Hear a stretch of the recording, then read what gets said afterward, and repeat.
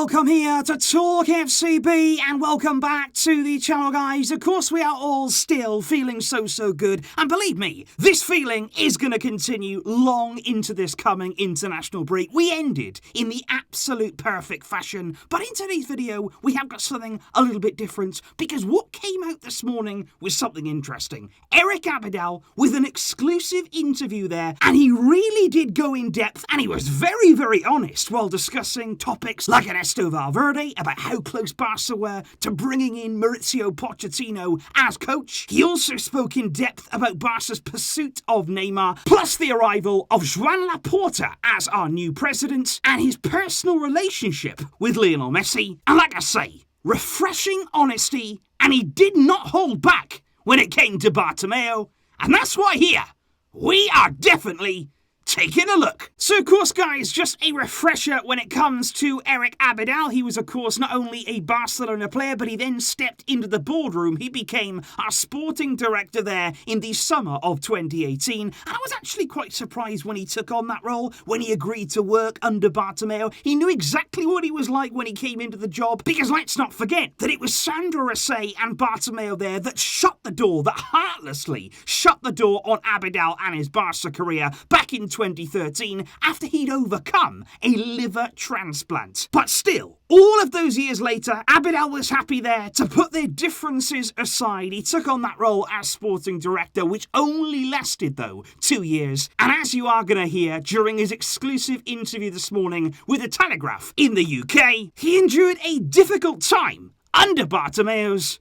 so-called leadership. Because let's start first and foremost with Ernesto Valverde, because of course speculation was very much ongoing right throughout Valverde's tenure at the club. There was a lot of calls on him to be sacked after our embarrassment against Roma, and then again the year later against Liverpool. And Abidal openly admitted, he said in December of 2018, he said, after I had a full analysis of the coach, his staff and the team, he said, I recommended to the board that we should change Ernesto Valverde. He said, I said to the president, I think this is the decision that you have to take now. But the president turned round and told me, no, it's not easy. Abidal said instead, he took the decision just 2 months later, not to change Valverde, but to renew his contract. The opposite of what I'd suggested. He said, of course, I accept the decision, I continue to give my coach my full support, but it was a bit strange to me after I told the president that it was better to change, but then for him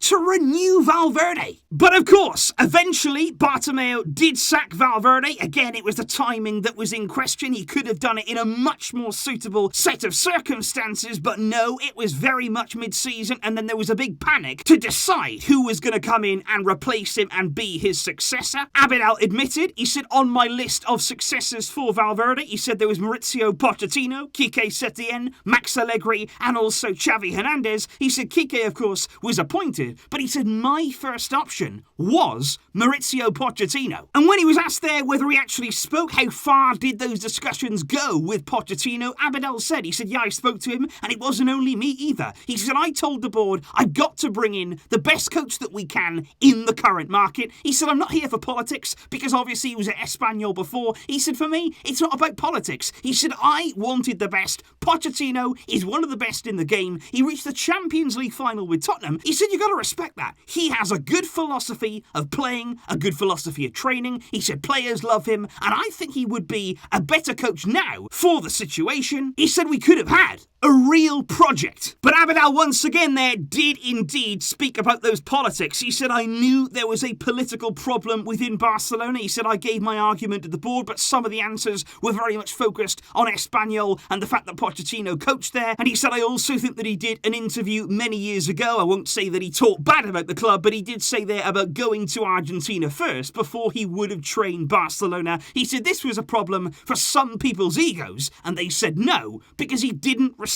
the club. But of course, you will also remember that during Abidal's time there as sporting director, especially when things are reaching breaking point with Valverde, and then again indeed under Setien, Abidal actually came out in an interview and he actually said there, the players are not doing enough. He put a lot of responsibility there on the players, something that Lionel Messi publicly there was not happy with. Messi famously came out on Instagram and said, you know what, if you're going to talk about this, Eric, name names. Come on, come out and say exactly who you're referring to. And Abidal, of course, was asked there about that confrontation with Lionel Messi. But Abidal said, I still believe that I was correct in what I said. He said they needed to train harder, in my opinion, in my time with Guardiola. It was, you want the best? Okay, you've got to train like the best. You will win everything, but only if you do the job during the week. And Abidal said, that's basically what I said. I never said the players wanted to get rid of the coach. All I said there was that they had to work harder. He said Messi spoke to me personally as well. He said we had a very strong conversation. He said, but I can accept that. It wasn't a problem. You've got to be transparent. He said I was very comfortable because he was actually the only player who talked to me directly. He said the only one. He said I respect that. He said I also understood that Messi was the captain. He was defending his squad, but I never said that Messi told me to put the coach out.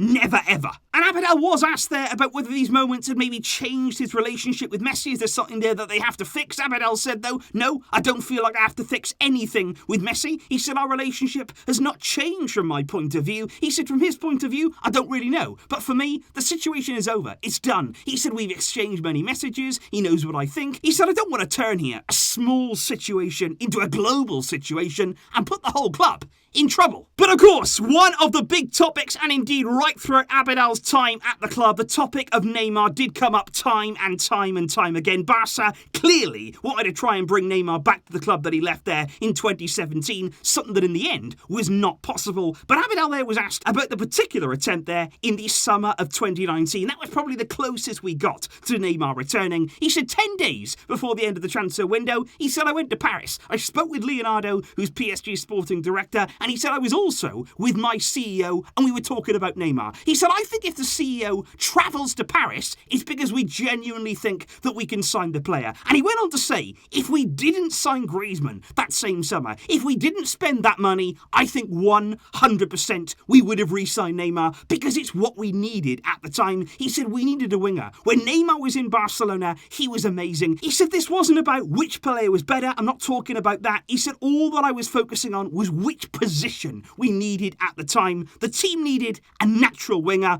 but the president, he singled out Bartomeu here. He said the president decided to sign Griezmann. Abidal was also asked there about the current financial crisis that Barcelona find themselves in, and indeed the mismanagement that really did lead us to this very precarious financial situation. Abidal did say, though, quite intriguingly, I think, he said, look, in March 2019, I introduced a company to the club. I can't name them, but I introduced them to the CEO and the general manager at the time, which was Pep Segura. He said, we met in England 2 times. He said this company was ready to invest a huge amount of money into the club to help and solve the financial situation at the time. He said they were speaking with the club until November 2020. We spoke there for more than a year, but in the end, nothing happened. And this was really, really interesting now. He said, I think it was possible to resolve the financial situation. He said it wasn't easy because we were talking about big amounts of money, but he said at the time, Barcelona were protecting all of the information about the accounts. He said, when you have a company who want to invest, they want to know everything. They want to see everything. And at that time, Barcelona wanted to keep all of that secret. He said, I understand that maybe you're ashamed to show the people. He said, big people, that you are not managing the club well. But he said, when these people could help you, when they could actually manage the situation, you give them the information. He said, but at Barcelona,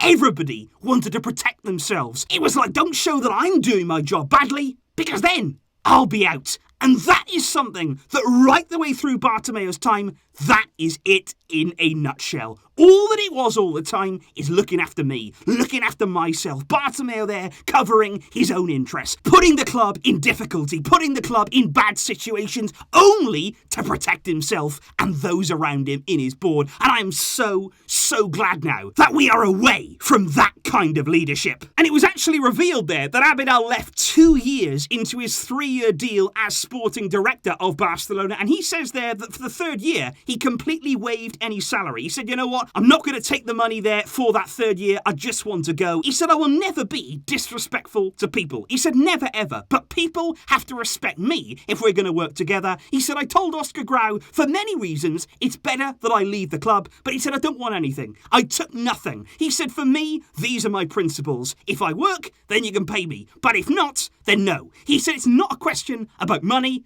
because money is secondary for me. Finally though, Abidal was indeed asked about the future of Barcelona when it comes now to the new leadership of Joan Laporta and indeed the future of Lionel Messi. And of course you will remember that very recently Abidal did vote in the election, and I would also assume that he did vote the way of Laporta. He said, I think Laporta can be very good for the club. He said he knows the processes, he knows how everything works. He said about the club's future, I'm not worried, no. He said, let's open up everything when we can. The people will come back, the new project will come, the ideas can be good. Barcelona can recover financially. And when he was speaking there about Lionel Messi, he said, I think if we're to talk about performances, he's the best player ever. He said he's played his whole career in Barcelona, so it's important for him now to stay because he's such a key player for this club. He said, but of course, his plans will depend on the rest of the squad, the new project, the new ideas of their board, and indeed of the coach. And he said in the end, he will decide if he's comfortable in this environment. And he said as well, from a marketing point of view, Messi gives you so much. He's an unbelievable asset. He said, but it will be his decision,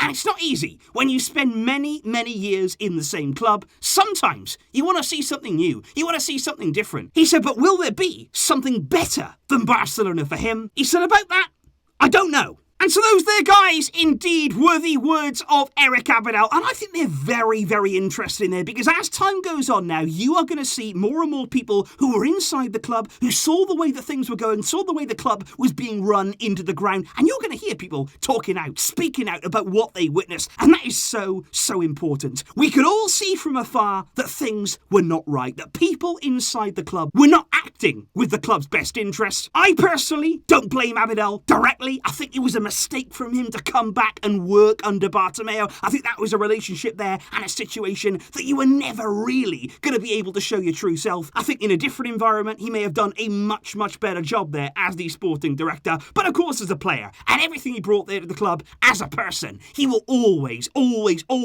be remembered fondly here. And I'm so happy that he's been so honest when it comes to Bartomeu. Leave your thoughts in the comments down below, guys. Like I say, it's so nice now that we're moving on. It's so nice now to talk about all this stuff in the past tense. We have a new president. We have an actual leader.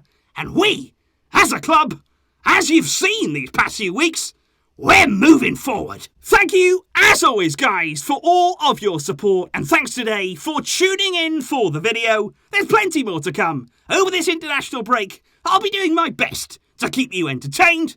But until next time, as always, Visca El Barça.